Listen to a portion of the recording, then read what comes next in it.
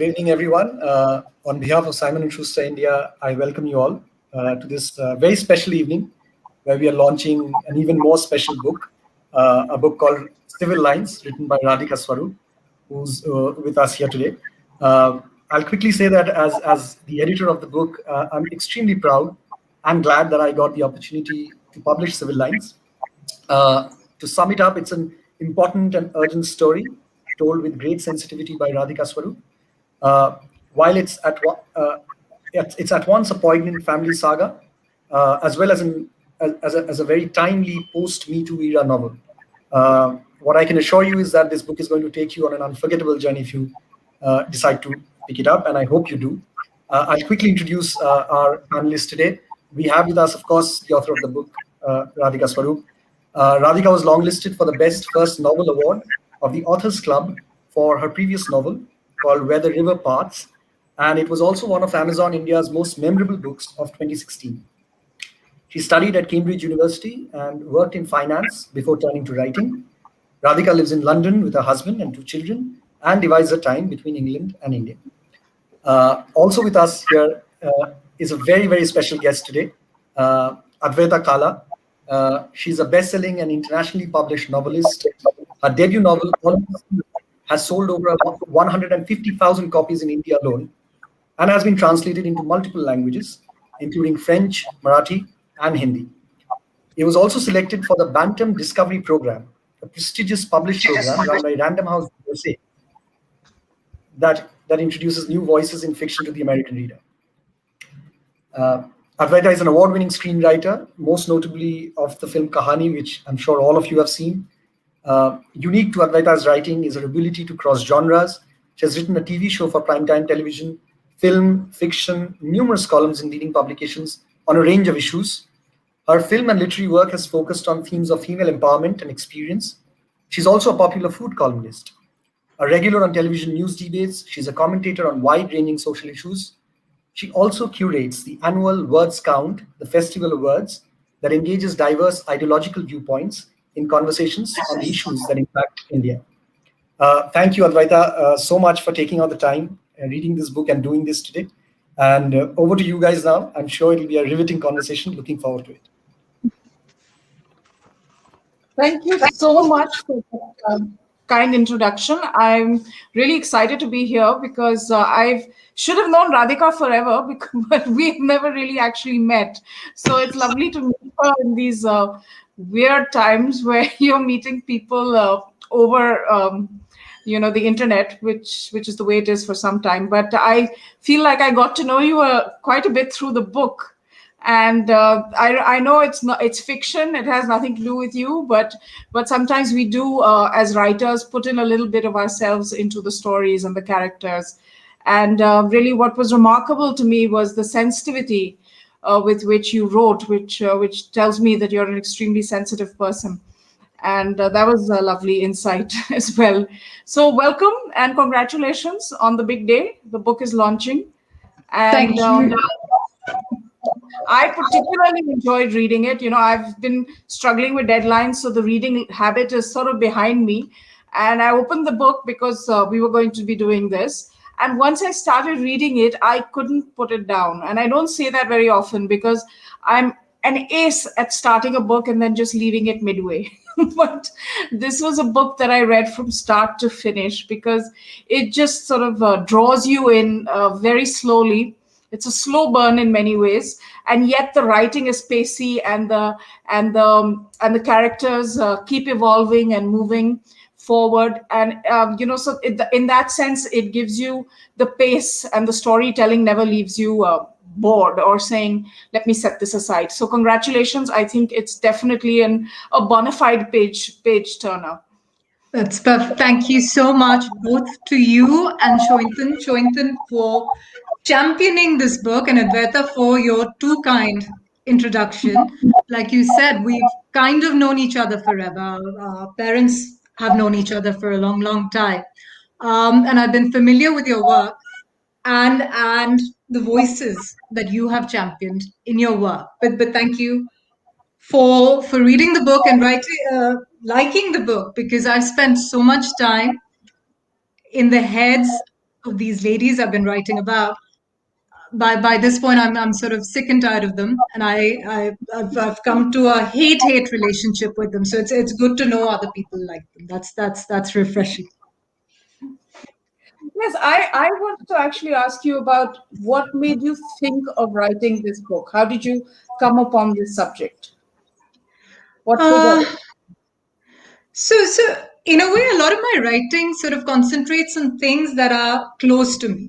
So with my first book, I wrote about partition. I'm from a partition family from my father's side, but I grew up with family always talking about this one town they grew up in, and of course it's close to me because it's in Pakistan now, and it's a tiny town in Punjab, in Pakistan.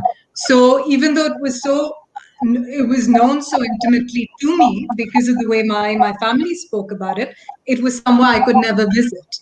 And with Civil Lines, I had visited a house. Um, it was a beautiful heritage property in Delhi, very, very, very nice address. But it was unraveling and unloved in much the same way the house in Civil Lines is.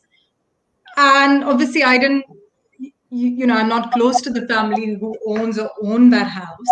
I don't know their background or their story. But I couldn't stop thinking about the house. I couldn't stop thinking about how a house, and such a beautiful house, if you were to drive past that house, you would cover that house. The location is amazing. The property itself is amazing, but you could tangibly feel a deep sense of loss emanating from the walls and inside the house. Um, and during my last really summer of travel, so this was in 2019, summer 2019, we went to America and to Massachusetts, to Salem, which is where the witch trials were held. And Salem is also where Nathaniel Hawthorne set the house of the Seven Gables. And again, that was a house that had an atmosphere, and that told and was witness to a lot of tragedy and a lot of trauma. So I got a sense from that house, and from rereading that book, to draw into it what the house in Civil Lines was, and what the stories of the women who lived in Civil Lines and allowed that house to get into that state was. So it really was an inspiration gained more from a house and from the story the house told, and then me imagining and traveling back in my mind to what. Well, that's really interesting. So, what you're telling me is that the world came to you first and then the characters, in a sense. Yeah. So there was uh, people living in the house, and I, like you suggest, I imbued them with those personalities. I'm sure they had very happy, very fulfilling lives, and nothing like what happened to Ma, to Rupa Sharma in this book. But it was just me trying to imagine how maybe it was me also as a young mother looking to maybe move into a bigger home, right? Thinking, okay, fine, if I moved into a big home, I'd do this and I'd paint it fresh and I'd rip this out and I'd do this and I'd do that. And it's probably me. Some of my personality trying to transpose itself into a house I would have loved to own myself. So it's a bit of both, and a bit of me then parlaying that into the characters of the protagonists of the book. So, you're doing your own little manifestation, in a Sorry? sense. I said, then you're doing your own little manifestation, in a sense. Oh yeah. So yeah, that was a lot of fantasy on my side, a lot of wishful thinking on my side as well. So, let me know when you move to the new house. Will do. So, the other interesting thing, of course, is that this is a very female world. Yeah. Your characters, Bhatta, Kunal, Pradeep, and oops, he nearly knocked over my leg. my little puppy. Your characters, Pradeep, Kunal, Ajay, those, and Raja, of course. Apart from that, the core of the story is women-centric and driven by women and the chemistry between different women, mother-in-law, daughter-in-law, long-suffering domestic help who's like family. I found those very, very, very interesting. Was it something that you set out to do to make this a very kind of the female gaze is so omnipresent in this story? I I think they came naturally to me. I haven't grown up with a plethora of women, so I don't have sisters or any sister. So it's not like that setting is natural to me per se. But again, it was something about the house. So maybe it was the house that spoke to me, and it had to be a mother who had been through a journey. Um, that suggested it to me, and then the two sisters, and like you said, the cast around them. So again, maybe it is the house that suggested the personalities of its protagonists and the lives and the interactions between the protagonists. I found that very interesting because also you had managed to define their characters very well. You know, they were very different from each other. Sometimes what happens is when you have such a big ensemble in terms of characters, they can start sounding similar, behaving in a similar fashion. So what I liked was, you know, your characterization was very well articulated. Like you could tell the characters apart, you could tell the sisters apart, and that was nice. That was, I think, a successful sort of achievement on your part. Yeah. Well, you don't know how kind it is what you've said to me, but because it's come in the editing and solely in the editing. I'm an eldest child, so like most eldest children, I'm pretty bossy, and there's a lot of exposition and explaining, and my voice comes through in a lot of interactions and in my writing. So if you manage to see some distinction in characters between the sisters I primarily, I suppose, between Maya and Sia, and in their personalities. That is very much the work of the editing and of Shoington, my I won't say long-suffering editor, but my very, very kind and very supportive editor, because I mean the voices were all a jumble, and my voice speaking at the start.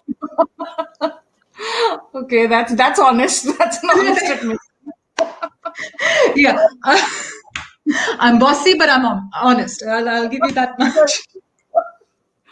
I know I always give props to editors because they work so hard, and you know, be it in film or in the world of books, they can make or break a film or a book, and they don't usually get those kind that kind of attention that they deserve. So I appreciate that. You know, I was curious about, of course, the world, the voices. How you know, you've lived abroad most of your life. Yeah. How were you able to connect so well with that certain social milieu and that world? Like, I know there was this one party which was their opening party, I think, and you had all these characters coming in, and the who's who of the journalistic world and the business world, and you know, a typical Lutyens party. How did you kind of access that world? I think you hit the nail on the head. So I've always had a sort of interaction with India in the sense that I've been an observer of India for most of my life. I've lived in India for a while, but I've come and gone, and whenever I've come into India, I've known it's not been a permanent stay. So I think that's allowed me to have, even though I'm very, very Indian, um, it's allowed me to have an outsider's perspective on India. So maybe so even though I haven't been to many Latvians journalistic parties, any that I have been to, I think have counted, but just because it's been an outsider's perspective, a child's view of these sort of things. And what was interesting also was that it wasn't necessarily judgy. it was as is, in India very often now Lutyens is sort of an abused it's sort of a slur in many ways, fair or unfair, but that's what it is right now. And what I found interesting was that you addressed that particular gathering with a certain dispassion. You didn't get into any kind of judgment about the people there and things like that. So that was the other thing. Now this is interesting, is the chemistry between the sisters. I saw that you picked the sister's voice, which was sort of like, the London returned sister and her response and reaction to the world, to the people, to the circumstances. So that was by design, I assume, or was it just instinctive because in some way you felt more pull towards her? A bit of both, actually. Obviously, that's a natural response for someone like me because I don't inhabit that world on a day-to-day basis. But it was also, I think, trying to show that she was new to journalism, and I think that was easiest done by kind of inhabiting that sort of voice. Well, she was, and I find that the kind of healing between the sisters was something also that was organic. And I think it played out very beautifully. What did you think, for you as the writer, was the core of their discontent with each other? Right. Yeah, that's a really, really good question. I think it really harks back to the trauma at the core of this novel. And they're both very, very different personalities. I personally, I relate a lot more to one of the sisters in terms of the reactions, in terms of how she behaves than to the other. But I think so one is a lot more assertive, a lot more dynamic. The other one is a lot more diminutive, a lot more self-effacing. And for me, I mean, I like I said, I could relate a lot more to one of the sisters than to the other, but the other's reactions were natural too, right? Everyone's not earthquake. Everyone's not gonna have a can-do attitude, right? And the reasons why the person who was a little bit more retiring is also clear, given her upbringing, given the way she was, I think, led and influenced more by her mother, who again, all of her reactions and all of her withdrawal from the world makes sense too, right? Because of what she went through. So for me, it was interesting to see and to try and understand maybe a perspective that is very, very alien to me. I would, you might call, say, that sister's attitude defeatist, and I would find it very, very hard to relate to that sort of attitude. But it was an interesting exercise for me to, as a writer and just as a human being, to try and understand how people can inhabit that perspective, and come up with that sort of attitude to things and to situations. Another very interesting character was Saloni. I was very charmed by her journey in the book, and I'd love for you to talk about it with our listeners, our audience today. Oh, yeah, Saloni is my hero. I love her. I mean, she's this clever, passionate girl who loves what the sisters are doing. So she wants to, without giving any spoilers, she wants to. The sisters Maya and Sia have set up a magazine, and Saloni is married to the driver Pradeep, who helps and works for the family, for the sisters, and she is married to him. She's a new bride. It's an arranged marriage, and she's supposed to keep house for Pradeep. But she comes and she sees the work the sisters are doing in the magazine, and she has a BA in English, English literature, and she wants to help copy edit. And here's this really sparky girl, really intelligent girl who's come into this arranged marriage, but she wants to contribute, and she's qualified to contribute. So for me, she was a very, very interesting voice too, to see how he has to tiptoe between tradition, between being a new wife and a new daughter-in-law in her mother-in-law's home and also fulfilling herself. And I very much liked her journey. I very much liked So her did voice I. and it's asserting itself. I thought that was a high point for the book. And another source of, I think, all too common tension, right, in families and in newly welded families. To get to the heart of the story in a sense. Um, I don't know how much to reveal, but I think your editor gave a little bit of it away with saying the post Me Too era.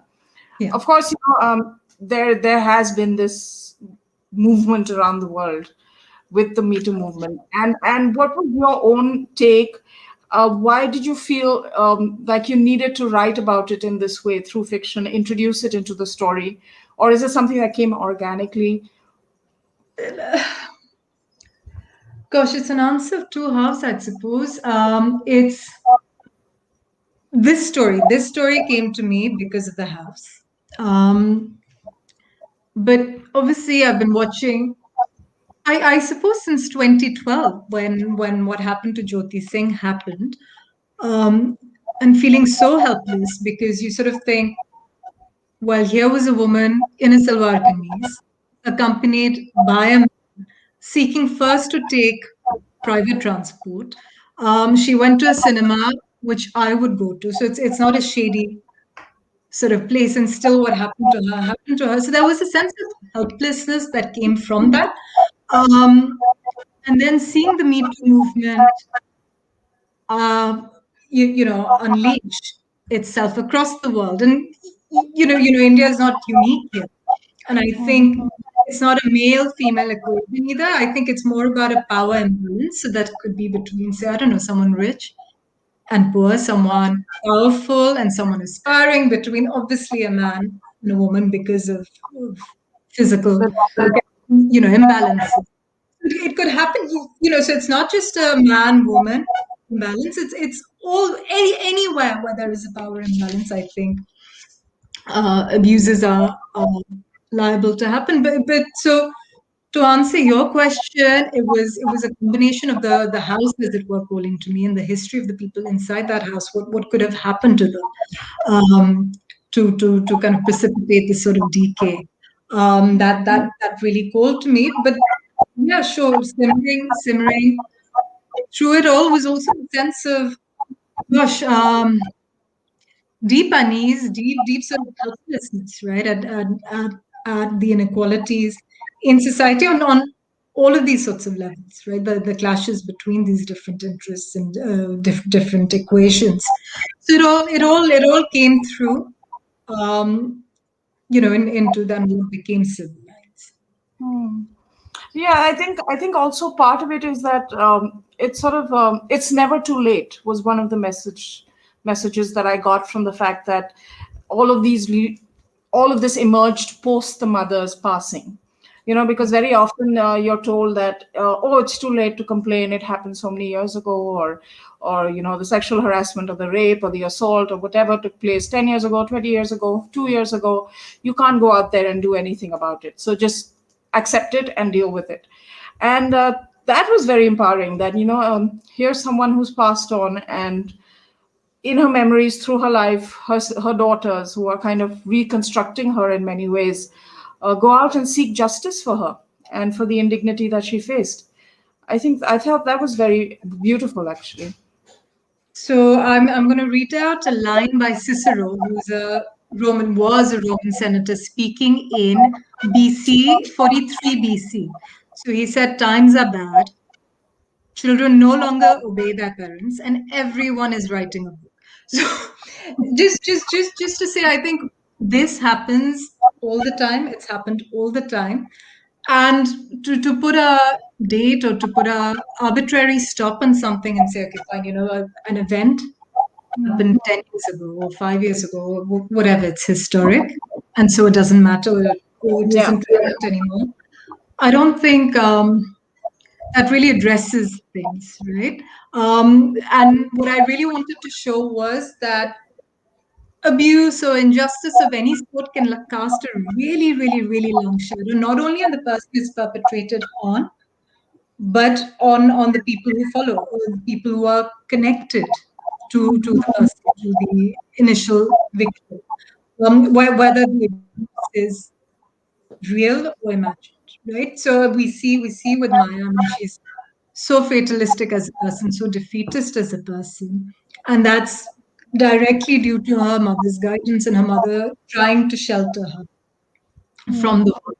And that comes from, and again, we don't know through the book, we don't know what it is Raja Singh has, done to Ma. But the thing is, it was real in her head. It caused her to withdraw from life and from society, and we see that played out not only in the house, but we see that played out in the personality of her dearest daughter, right? So I mean, it's not it's very easy to say, I think, that you can put a limit of, I don't know, 5 years on culpability, on the effects of trauma on someone. But I think these things, uh, gosh, I don't remember this saying now. But they say someone sneezes or a butterfly bats its wings in one part of the world, and so, there's a cyclone or a landslide in another part of the world.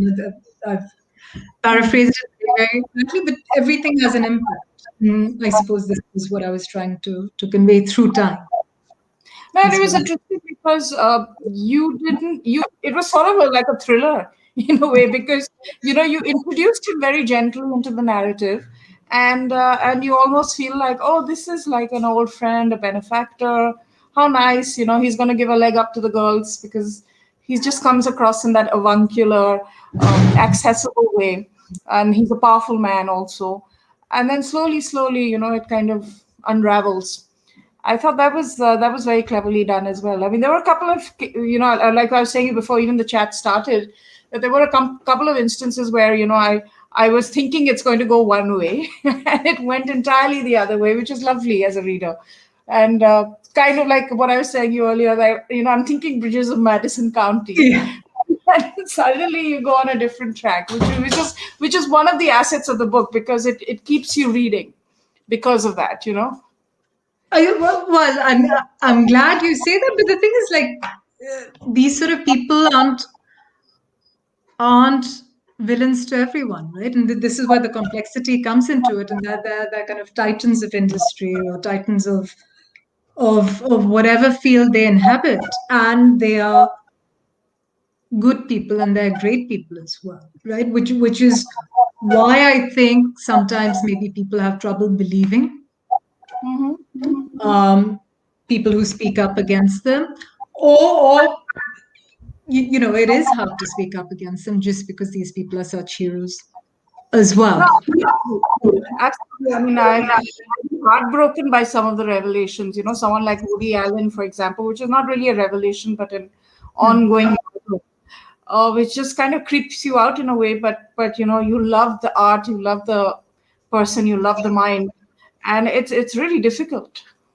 The only way for me to square all of this is to separate the art from the artist. So you can have good art, you can have great art, because I think otherwise my viewing and my reading would be severely truncated, right? If you have to, No. and the worst thing is we put these people up on a pedestal. We I don't know if it's a human instinct or an Indian instinct, but we like to worship people, Hmm. and people can write beautifully or they can make beautiful art without necessarily being the nicest Nice people, people. or Yeah. the models for the way we would live our lives or live our lives today, right? So kind of the moral compass changes and shifts as well, right? So this is what I'm trying very much to keep a distinction between the art I consume and the life Hmm. of the artist. It's difficult. We have a comment here where he says a fascinating, I think it's Bob, a fascinating and wide-ranging discussion on a lot of things we talk too little about. Great to see the rapper and back and forth between you both. Oh, how nice. Thank you so much. Wash hands. Okay. That's, Which well, is It's a COVID comment, right? I don't know if you've been outside of that. I'm pretty much stuck at home today. So even I'm in my bio bubble, but I want to ask you, which leads me to the COVID question. Would this book have been finished if there was no COVID? What do you think? Actually, luckily, this book was finished just before COVID. Oh, it was okay. Otherwise, there would have been. I think I would still have been editing it, still have been writing and rewriting it. I mean, we were talking a bit about this before we started, and you said your productivity has gone up a lot, right, Yeah. during COVID. I've had a very, very different experience because I have two young school-going kids who've been schooled at home during these lockdowns. So for me, my productivity has gone down significantly, and not just my productivity, my concentration. So for the first 3 months, I read nothing. So thank you very much for getting through my 300-page novel, which would be unachievable for me in the first 3 months of this pandemic. In fact, the only thing I achieved was a novella until March we were locked down. May I read I don't know, 100-page novella while my kids were being homeschooled and racing through things. My son was setting up a website and blog posts and writing poetry and doing all of this kind of stuff. And I'm like, I read a page, and then I read that same line again, then I read the same line again. And so my productivity had gone down a lot. So to answer your question, I'm glad I got through it before the pandemic, otherwise nothing would have been written. And you've also made quite a drastic switch from finance to, the creative world. What brought that on? And I just think it'll be interesting for our listeners because there's so many people, especially during this pandemic, who have been writing, who have discovered writing as a form of expression and are thinking of pursuing it, but have a different background. So I think your story would be very inspiring for them. So I think a lot of Indian authors seem to tread this path anyway, right? Leaving finance behind and It's because finding of their voice. Sorry? I said it's because of our parents, because everyone says get a job, earn a living, go to Go into a career where you make money. And seriously, parents, you were right. Finance was a lot better thing. But I think it happens in generations, right? So like I think for kids growing up in the 70s, it was become an engineer or become a doctor. So for our generation, it was go into computing or go into finance, and I went into finance. But it's actually, you know what? I'm gonna blame my parents. I'm gonna blame my father. He's a writer. So it was, and ever since I was a child, he'd come to me, he'd be like, "You're reading this book," whether it was Winnie the Pooh or whatever, Enid Blyton, whatever I was reading, he'd be like, "You just focus on the writing." And I'd be like, no, I want to see what happened next, right? I want to know what happened next. And he'd be like, no, focus on the writing. What is making this interesting? What is making the story move? And then, of course, as I graduated to the Austins and other things beyond that, then he legitimately was asking me to focus on the writing. So I think he carries a bit of blame for me going from a very, very well-paying profession to one that is less well-paying. But I think also, for listeners who want to refocus or reevaluate their lives, I think this pandemic has helped us focus on what is important in our lives, right? So whether it's relationships, whether it is marriages or parents or our health or fitness, whatever it is we are focused on, this pandemic has helped us, zero in on what is important to us. And again, with writing, if that is within you, I think, we're not going anywhere. We're not able to travel. We're not able to do anything. So if you're able to focus, I haven't been able to focus very well, but if you've been able to focus, then yes, pick up that pen, open up that laptop and write. I know. I mean, my father still tells me, like, why don't you get a real job? I don't think he's quite figured out what I do with all my time. So, yeah, it looks too enjoyable, right? It looks too enjoyable, too fulfilling. Why are you doing this, Advaita?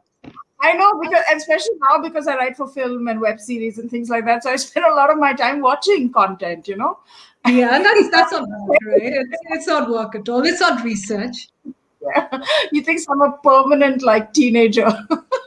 So Though that's I don't know if this pandemic has done anything to your sleeping patterns. I have become it has. yeah, horrible, horrible. Do you sleep late or wake early now? Sleep late. I wake up early, then I feel sleepier again at 11, then again at 3. I mean, it's chaotic. So for me, I am waking stupidly early. So I'm waking up at about 4 or 5 my time Mm-hmm. here, which means I'm able to answer emails from my Sure, lovely sure. editors and stuff like that, which is helpful in India. But it means I don't watch any TV. I would love to watch TV because, like you say, it is legitimate research, right?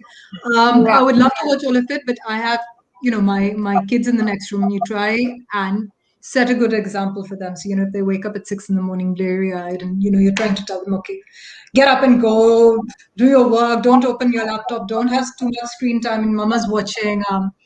I don't know, whatever on TV. It's not really a good example. So I've not been watching too much TV, though I would love to. And like you said, it is really, really, really legitimate research.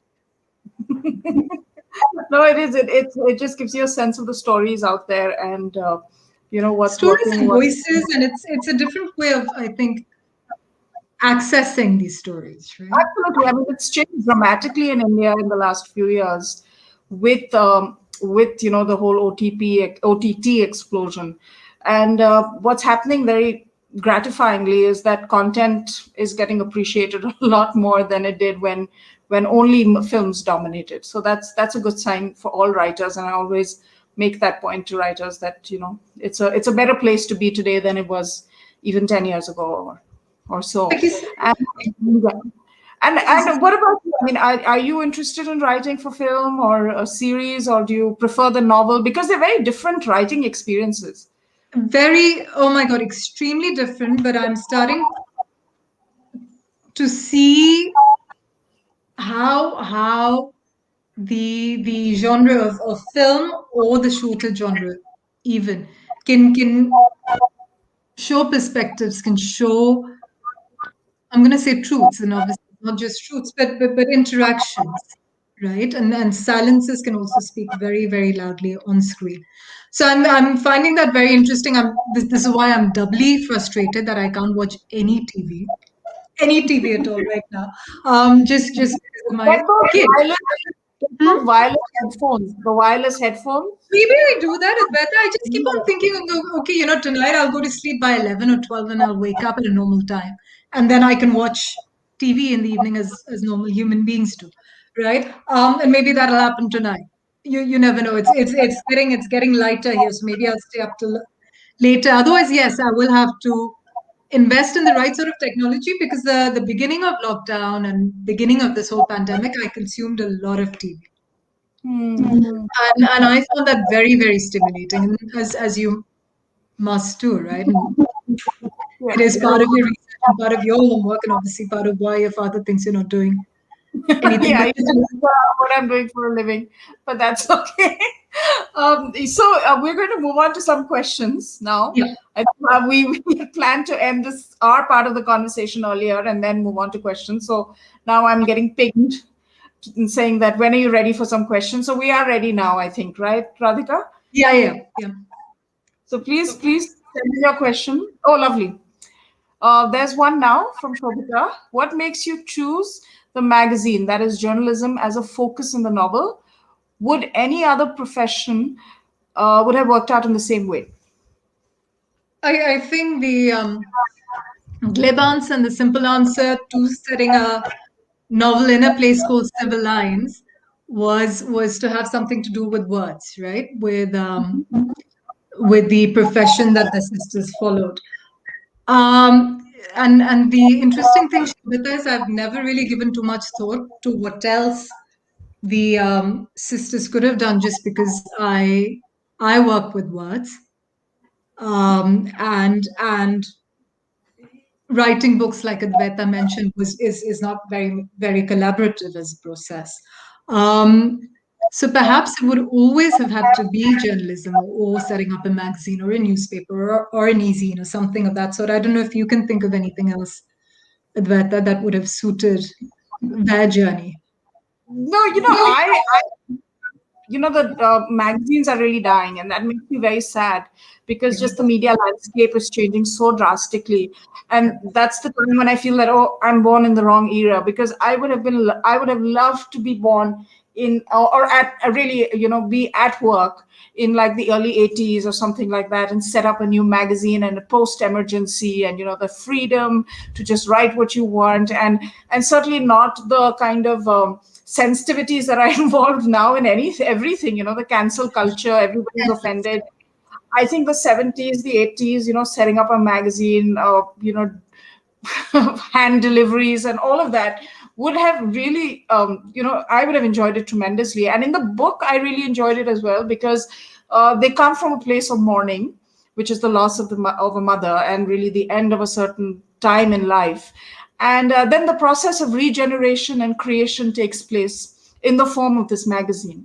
So that's very uplifting as well, when you're reading it, the way it flows. So you could have created anything. I think it could have been a restaurant, it could have been a magazine, it could have been whatever you wanted. But I think the idea of creating after something as final as death was something that I really liked about the book.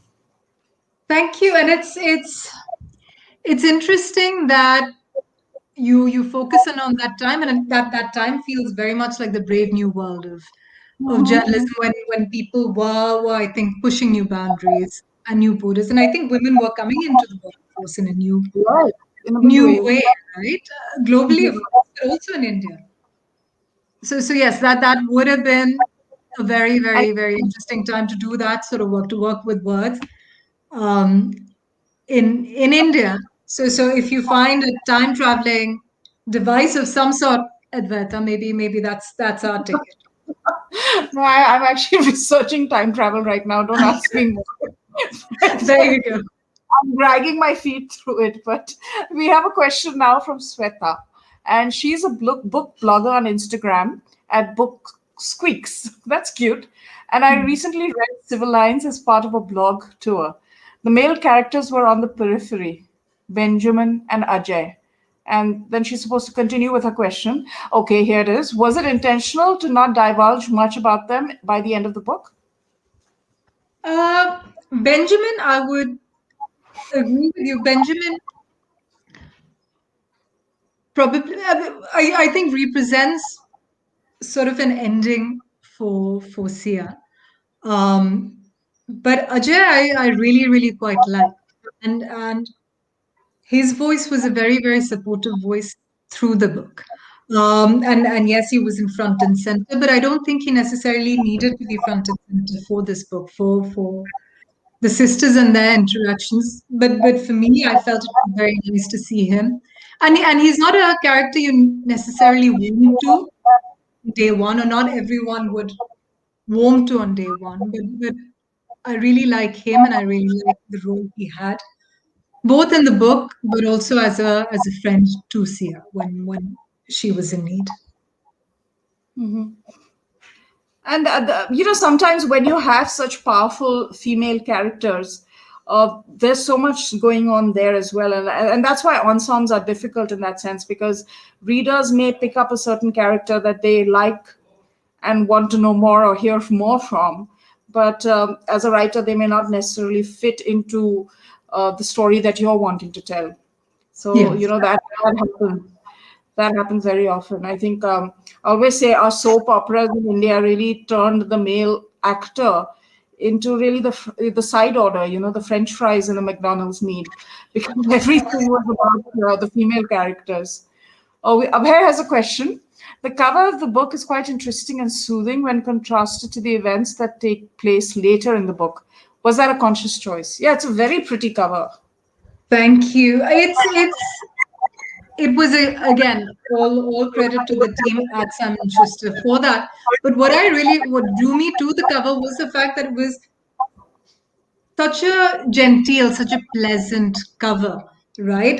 The facade was lovely as the houses or like these lives in these sort of heritage areas so often seem to be upside down. So I really, really like that and how that juxtaposed not only with the work the girls were doing, but with the life that the mother had ended up with. So yeah, I think for my purposes, that book cover really said everything I needed it to say. And how do you deal with like the aftermath of the book, the reviews, these events? I would And have said, Advaita, in any normal time, I would have said I tried to go away, like on hmm. holiday. Something like that. Obviously, that's not going to happen right now. Well, I go to sleep very early. I wake up very, very early too, and don't watch TV. So I try and get away from technology. Actually, I see what I see when I see it, and Do you read? I Do you have to read the be reviews? sorry. Do you read the reviews or you give them a You miss? know, I have to be philosophical about it because you write what you write and then you put it out into the world and people have different interactions with it. I mean, I could sit and worry about how people liked one particular character or Hmm. disagreed with how one person was sexist or not sexist or supportive or not supportive. But the thing is, when it's finished on the page, and I'm sure you feel the same with all of what you've produced, it actually belongs to the audience, right? To the reader, the audience, and I think I would hope that's a sign of a job well done, right? If the reader has an interaction, has a relationship, feels an investment in characters, then I think I've taken them on a journey. It may not end to their satisfaction, or they may have another feeling about you know this book is so new, but with my previous book with By the River Path, so many people said no, it's a doom love story by the river path, and so many people have said they should have ended up together, and you know beyond the obvious obstacles my two protagonists there faced. um this was the novel I wrote, right, and this is how I felt their story ended. Of But course, it's yeah. very, very heartening. But I think it's very heartening to see them disagreeing with me because I think people invest then in your story Hmm. and what you've created, and I think that's the ultimate compliment for me. So I have an 85-year-old Jewish agent in New York, and I Yeah. remember I got a book review, and it was kind of nasty, but it started off well, you know. So I didn't know what to make of it, and I was disheartened. So I called her, and I said that this is awful, and they've just trashed it. And she's like, "Darling, you have a blurb," So we plucked The two the words, two nice words. the There good you word. go. See, there you go. You have to make lemonade, right? When Oh life yeah, hands you lemons, she's been publishing for like I think 70 years now. So I mean, that was a you great do lesson. that. There you go. You have to always look at the positive side of things. When again, I think it's a compliment if someone feels so exercised by what you've done that they put up. I mean, you know, we're a world that's tending to turn into couch potatoes, right? I mean, Mhm. everything's online now, but if someone reads something you've produced and is, gosh, inspired to pick up pen and paper or keyboard and make a comment on it, then I think you've connected with them, right? I mean, we No, both actually, prefer if it was for I'm a good not. reason. I'm not that considerate because with films and with social media, now everybody's a critic, right?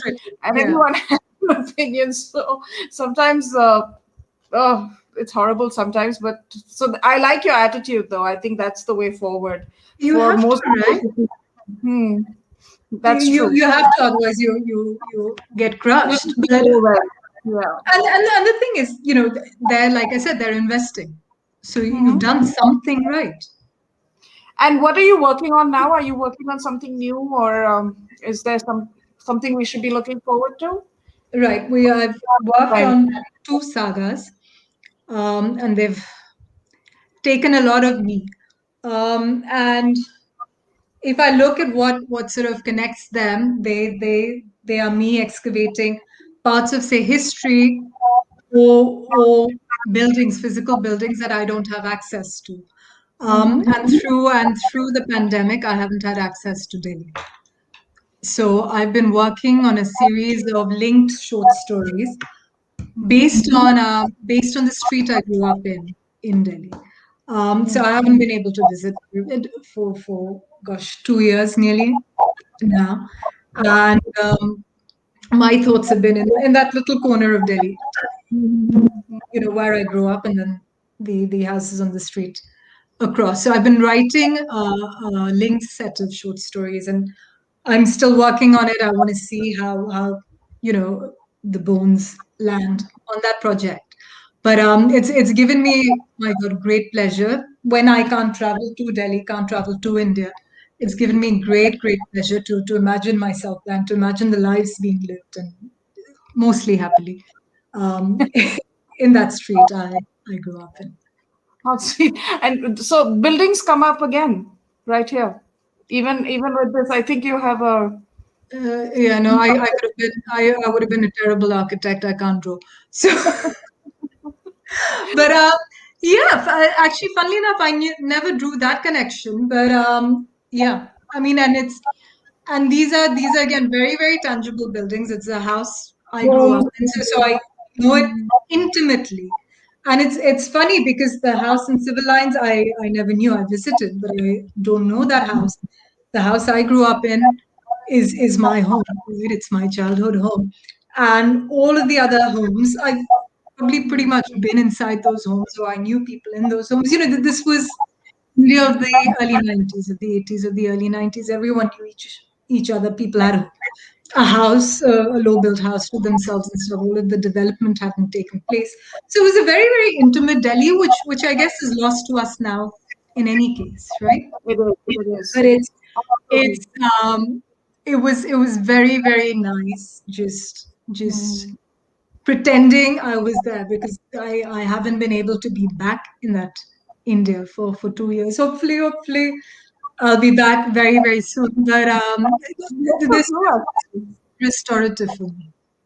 no, I think that's so true. And what you say about homes is so powerful. I remember once I was at this job, and the chief human resources person of this huge company was riding in the car with us, and we passed a government colony, and he suddenly told the driver, stop, take a left, take a right, gave directions, and we were going to someplace else. We were going to a hotel for a big meeting, and he took us into this government colony and stopped in front of this weird house, and we're all looking at each other, but he's the boss. And he hops out of the car, rings the doorbell, and some lady in her nightie like opens the door. And it's something like 2 in the afternoon. And he just tells her, he's like, "Can I look around? This is my home. I grew up in it." And we were so embarrassed. We didn't know what to do. And Because it's your home. It's your home, right? As in, this is where you fell over, or I don't know, had your first crush, or whatever it is. And it puts me in mind of, we used to go to Missouri for our summer holidays every year. And my mother grew up for part of her childhood in Dehradun. Her father was an army officer, and he was posted to Dehradun. And she said, "Radhika, you keep on talking about India Gate, right? In Dehradun, there's an India Gate that's even bigger than the India Gate in Delhi. Let's go see it." Okay, so one day we go to find this India Gate, and I kid you not, it was tiny. It was nothing, but she was a kid, right? yeah. When she was in Dehradun. So in her mind, it was this colossus. It was much grander than the India Gate we have in Delhi. But because she'd been so small, it was so huge in her mind and in her memory. So like your colleague, that house, My boss, actually. was it I'm not physical? even my super boss. So, but after my father retired and we moved out of our government accommodation, and one of the homes we stayed in for something like 18-20 years in Delhi, I drive by there sometimes. I mean, I don't go as far as knocking on the door or disturbing the new residents, but I get that. I drive by it sometimes. So, but it's been such a pleasure chatting with you, Radhika, and you have the whole day ahead of you, and we're heading into the night.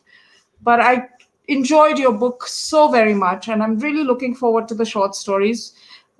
And really, this was a book that one couldn't put down. And yes, the themes are heavy and emotionally engaging, but they don't drain you. And that's really what I found lovely about this book. And I would highly recommend it to whoever's watching. A lot of people have already been commenting on the book and saying that it sounds really interesting, but I'm sure it'll do very well. So all my very best to you. Thank you, Advaita. You brought the sunshine into a very, very gloomy London. So for that, like you said, it's still daytime here. Right. I can't convey sufficient thanks, but also for this conversation, and for the love you've given to the book. It means a lot coming from you, and it was a very, very, very pleasurable conversation for me. Thank you so much. We'll hand over back to the publishers. Yes, Are they there? Showington. Yeah, here he is. Hi. Hi. Thank you so much for the conversation. I'm sure everyone enjoyed it a lot. I mean, I certainly did. And thank you for taking all the time, Advaita. It was wonderful Not at to all. just listen to. Thank you for reading it, and I hope everyone watching this and listening to this conversation picks up a copy of the book. Let us know what you feel. I'm sure you'll feel rewarded. Thank you and good night. Good night. Thank you. Bye.